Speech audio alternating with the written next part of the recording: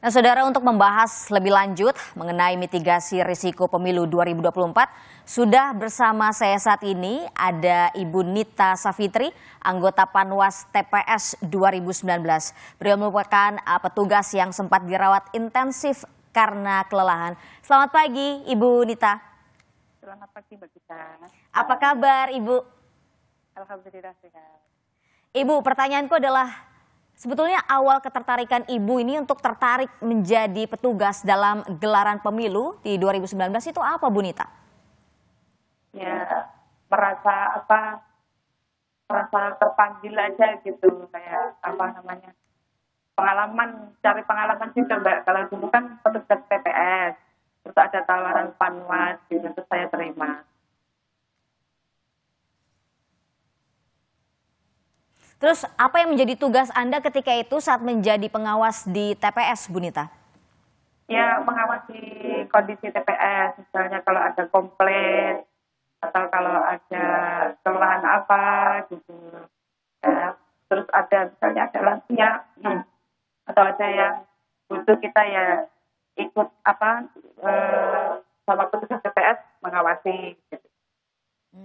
Kemudian apa yang paling menjadi poin tersulit ketika Anda bertugas sebagai petugas Panwas di 2019 ketika itu, Bu Nita? Yang tersulit sebenarnya ya pasti ya, Mbak, ya kalau Panwas ya tugasnya kayak gitu-gitu ya, mungkin karena durasi waktunya itu. Ibu, Anda merupakan salah satu korban yang juga dirawat intensif. Bisa diceritakan ketika itu hal itu terjadi bermula seperti apa sampai pada akhirnya Anda mesti dirawat secara intensif, Bu Nita? Iya, waktu itu saya kan bertugas seperti biasa ya, Mbak, ya. Dari pagi sampai sekitar jam 18 kalau nggak salah. Terus semula saya masih biasa aja, masih belum ada keluhan apa-apa. Sampai pada saat sebelum maghrib itu saya merasa perut saya itu kayak kram gitu, terus kayak kenceng gitu. Terus pada saat itu saya numpang ke kamar mandi si tuan rumah, saya lihat itu sudah ada perdarahan. Ketika Anda sadar bahwa telah terjadi pendarahan, apa yang membuat Anda tetap ingin terus untuk bertugas jadi Panwas, Bu Nita? Ya, saya mencoba bertahan dulu, maksudnya saat itu kan masih posisi penghitungan suara, Mbak. Jadi saya maksudnya masih tugas itu saat itu masih ringan, masih duduk gitu kan. Saya coba bertahan, terus saya pulang dulu memakai pembalut. Terus saya kembali lagi ke situ kan. Saya pikir masih duduk gitu kan tugasnya. Saya coba lanjut gitu. Terus lama-lama kok nggak tahan, terus sakitnya semakin jadi-jadi gitu, semakin kencang. Terus saya minta petugas Hansip di situ untuk mengantarkan ke bidan desa setempat.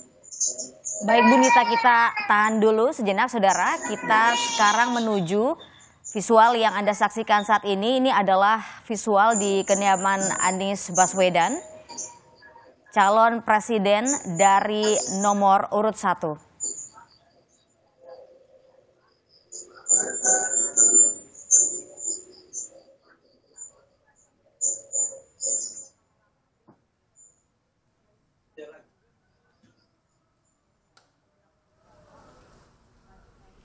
Visual yang Anda saksikan saat ini adalah persiapan dari Anies Baswedan untuk melaksanakan kegiatan di pagi hari, Saudara.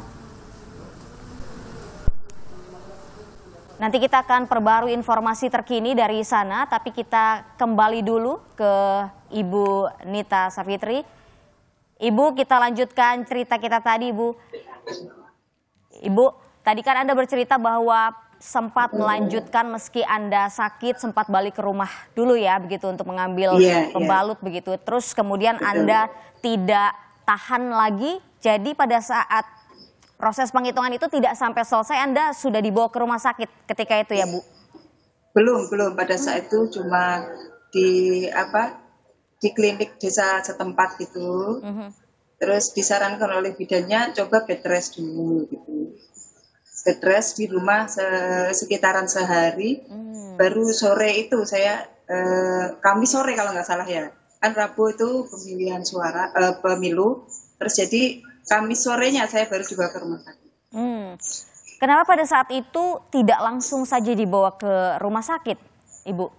Ya, saya kan dari bidan desa menyarankan bed rest aja dulu, barangkali masih bisa dipertahankan gitu kan. Terus kondisinya kan malam pada saat itu Mbak.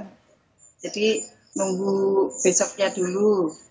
Terus baru Kamis sorenya itu udah udah terasa kenceng banget, itu udah seperti ada pembukaan gitu kayak orang melahirkan, itu baru darurat terus dipinjamkan mobil saudara dibawa ke rumah sakit.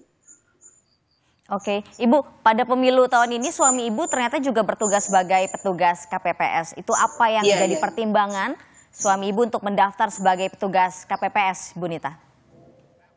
Pertimbangannya ya lebih kepada... Ibu, kita tahan dulu jawaban Ibu. Tadi. Sekarang kita lihat visual yang terkini saat ini adalah Mahfud MD dari Sleman.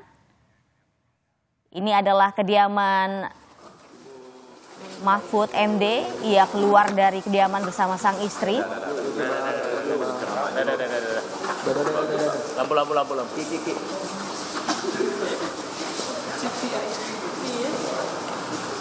Ini lagi ini error ya.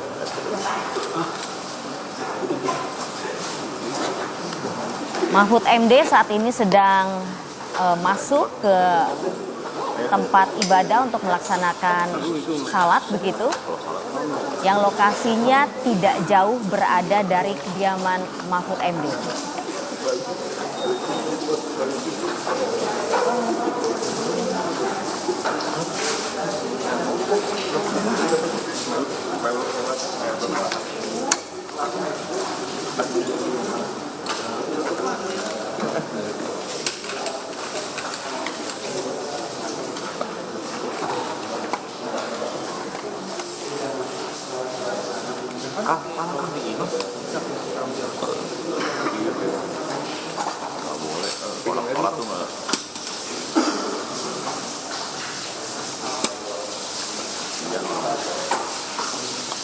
Edwin.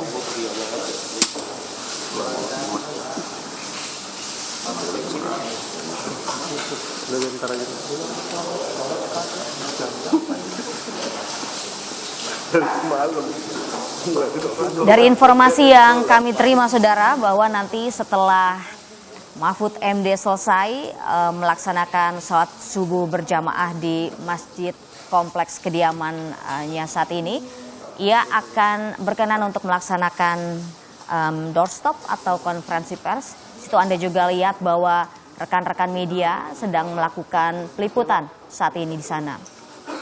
Bisa soalnya ini blocking bang.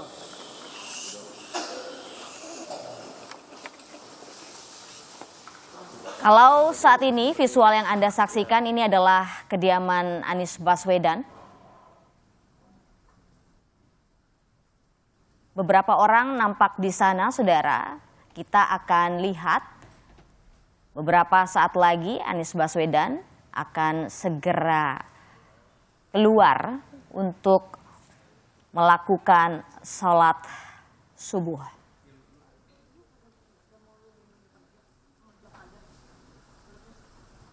Anda kembali di Menuju Kotak Suara, masih bersama saya Gita Markesri. Kita masih terhubung dengan Ibu Nita. Ibu, masih mendengar suara saya, Bu Nita? Mbak. Ibu, tadi kita terputus. Pemilu tahun ini, suami Ibu bertugas sebagai petugas KPPS. Sebetulnya apa yang menjadi pertimbangan suami Ibu akhirnya mau mendaftar sebagai petugas KPPS, Bu Nita? Ya itu ya sukarela ya dari beliau ya. Terus